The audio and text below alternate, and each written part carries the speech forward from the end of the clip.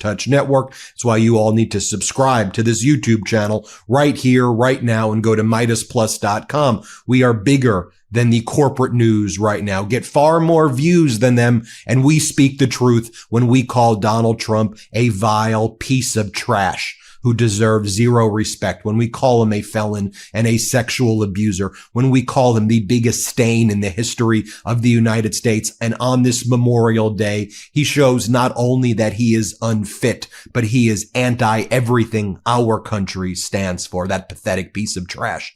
Sarah Longwell says the following: Donald Trump is a deranged lunatic who wouldn't be allowed to manage a Wendy's. But I guess we all have to pretend like this is normal and not 25th Amendment behavior. People who treat this as acceptable are the insane ones. And let me be clear. Managers at Wendy's or McDonald's or fast food restaurants or anywhere in the small businesses across the United States of America are actually competent and qualified people who have jobs with distinction and actually carry themselves appropriately. Donald Trump couldn't get a job anywhere with his behavior. He was born with a golden spoon in his mouth, and he took that spoon, sharpened it into a knife, and started stabbing people in the neck and enjoying watching people suffer his entire life while he bankrupted things and took glee in it. That is who that pathetic loser is.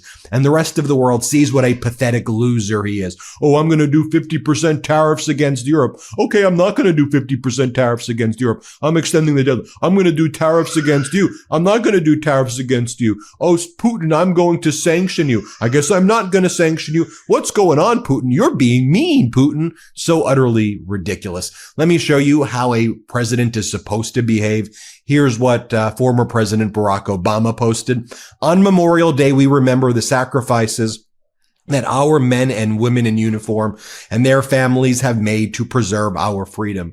May we always strive to honor the strength and resolve they've shown our country. Former Vice President Kamala Harris wrote the following: on Memorial Day, we honor the brave service members who have made the ultimate sacrifice on behalf of our nation. We owe these heroes and their loved ones everything, and we will always remember what they have done to protect our freedom. But Donald Trump was not done with that post. He continued to make post after post after post, not even acknowledging the very purpose of Memorial Day, to honor those who made the ultimate sacrifices for our country in the military. Instead, he's attacking Harvard University. This is what Donald Trump is posting this morning. We are still waiting for the foreign student lists from Harvard so that we can determine, after a ridiculous expenditure of billions of dollars, how many radicalized lunatics, troublemakers, all should not be let back into our country. Harvard is very slow in the presentation of these documents, and probably for good reason, exclamation point. The best thing Harvard has going for it is that they have shopped around for the absolute best job for them, but have no fear. The government will in the end win, exclamation point. Donald Trump is a fascist. The question isn't not, are we creeping into authoritarianism? We have an authoritarian regime in the United States. That's how the rest of the world views the behavior like this. And an authoritarian regime that resembles a more idiotic version than North Korea. I mean, when you see Donald Trump making posts like this, have no fear in all caps. And as Donald Trump attacks the federal judges and goes, these are good federal judges for them, but have no fear. There's a reason why the federal judges who were appointed by both Democrats, Republicans, appointed by Trump appointees, Obama appointees, Biden appointees, Clinton appointees, George W. Bush appointees, want the marshals, the federal marshal services, to be removed from the executive branch and moved over to the judiciary because they fear that the U.S. Marshals protecting them from the death threats are going to kill them because of Donald Trump.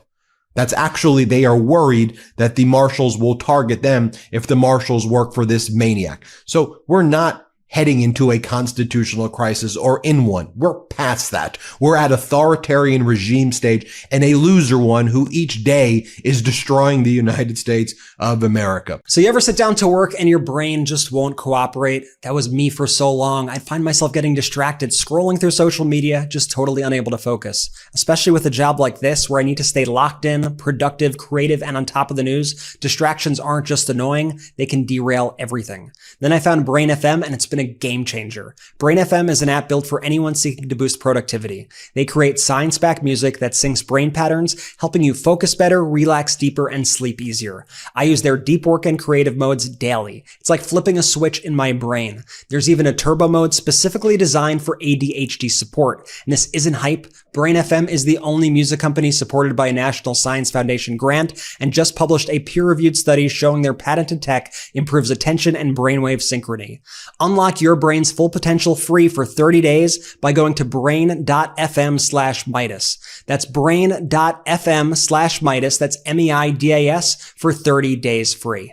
Then Donald Trump posts the following. I'm considering taking $3 billion of grant money away from the very anti-Semitic Harvard and giving it to trade schools all across our land. What a great investment that would be for the USA and so badly needed! Exclamation point. You know who invested in trade schools and didn't make ridiculous posts like that invoking anti-Semitism so that you can then go ahead and spread your actual propaganda and lies of hate? Former President Joe Biden had infrastructure projects and invested in the types of programs like trade schools by actually doing it and not saying, I'm going to take from you and give to you. Harvard is the #1 university in the United States. It is a place where foreign students go and where American students go and where we see a lot of people, we get brain drain from other countries coming to the United States who then start businesses in the United States that contribute to the United States economy. You've already gone after all of the federal grants with Harvard. You've been blocked by federal judges thus far.